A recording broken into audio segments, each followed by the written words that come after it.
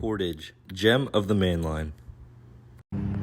Portage, Pennsylvania, home of the Mustangs, where pride runs higher than Jude Cayley's protein intake. Portage Park, a staple point in the town, contains many benches with people's memories on them, those who passed. Portage has roughly 2,439 residents in the borough. Another unique thing about Portage is it has its own fish nursery. Here, children of all ages can come and enjoy a nice morning or evening fishing. Another unique thing about Portage is it holds an October and Summerfest, which includes games and car shows for people of all ages. Portage also holds many parades, like the Halloween parade for kids. Portage has a late 19th century building design. Portage came from the coal boom which happened, which created the Solomon mines. There was 9 original churches in the town. Some have come, some have gone. It has a historical type landscape with housing, and the railroad connects western and central Pennsylvania together, which makes it very important, made it way more important back in the day. This is the Portage Railroad Museum. It's filled with fun artifacts, unique antiques, and a story behind everything that's inside of it. It's a cool place to check out and contains much of the history of this town. The original Portage ticket office. Hi, I'm Irene Huszczak. I'm president of the Portage Area Historical Society, and welcome to the Station Museum. This picture up here is Portage's history. We are located where we are and named what we are because of the Allegheny Portage Railroad. So we started as a railroad town. We started with that, we built with lumber, and then we went into coal mines. Portage had over 60 coal mines at one time, 60.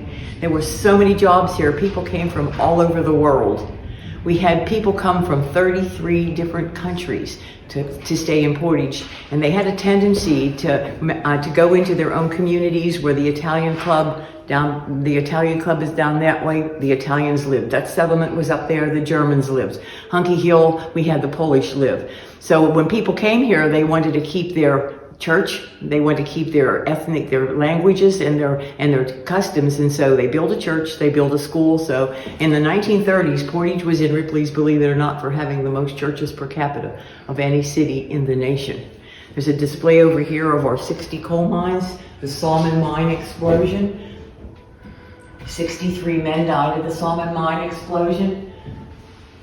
We had our own football team. We had a semi-pro football team that did not lose a game in 12 years. They were so rough and tough that the Pittsburgh Steelers came and played against them.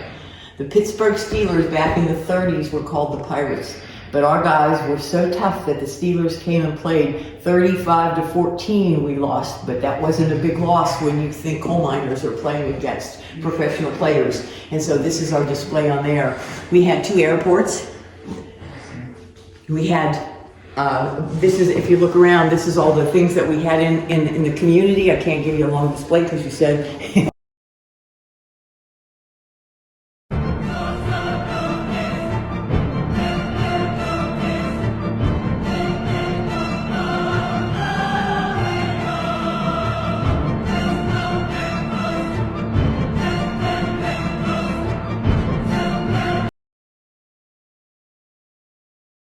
This is Steger's store, a very important industry to Portage, Pennsylvania, which supplies many of the locals in neighboring towns. We next took a visit to the Chatterbox, which is home to cool artifacts and knickknacks from early Portage ages, which includes Polish dishes and this cool piano. They now sell food and ice cream here, so pay it a visit. This is the home of the Portage Mustangs. Football in Portage is very huge to the community. The stands will always be filled on Friday nights. It is also a huge attraction to the Portage community. You are now looking at the Our Lady of Sacred Heart Parish Cemetery, which is the smaller of the 2 cemeteries located in Portage. This is Our Lady of Sacred Heart and St. Mary's Parish Cemetery, which is the biggest cemetery in Portage located on Cemetery Street.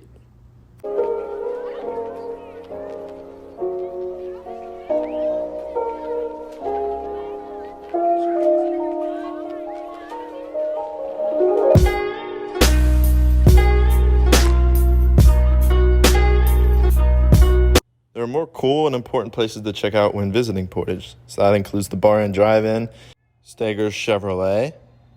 Portage is home to many churches as well. That includes the Holy Family Parish, which is the last remaining Catholic church in Portage.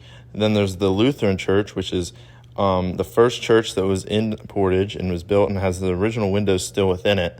And then there's Our Lady Sacred Heart's lot, which got sadly torn down in the recent years.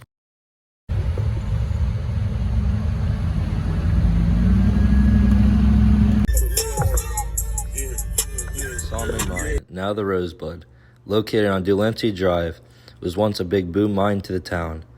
It has a good bit of history to it too. On July 15th, 1940, an explosion happened, trapping 90 men and killing 63 of them. My name's Johnny Golden. I've lived my whole life in Portage. Portage provides me with my gas, it provides me with my groceries, and it provides me with many memories throughout my life. I was baptized in Portage in the Our Lady of Sacred Heart Parish. I went to school in Portage. There was library school when I was really young, or I also went to catechism for a few years in Portage. Portage will always have a place in my heart for it's provided me with so many things in my life, and I still go through it every single day of my life. So I love Portage, and will always be here. My name is Jacob Parker. I've lived in Portage my whole life, and it's a huge asset to my everyday life. I go through it every day to get to school. It's also where I was baptized and where I go to church every Sunday. Portage history is very interesting, and there's a lot of cool things to do in Portage. Portage will always have a place in my heart and always be my home.